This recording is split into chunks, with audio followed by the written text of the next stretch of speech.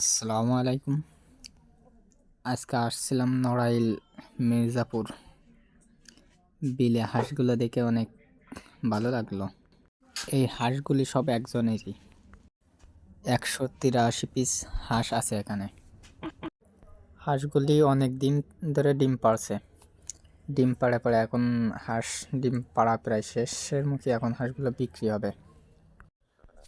কারো যদি হাঁস লাগে এখান থেকে নিতে পারেন। হাঁসগুলো ভালো, খাওয়ার জন্য মরক হাঁসও আছে এর ভিতরে। হুম,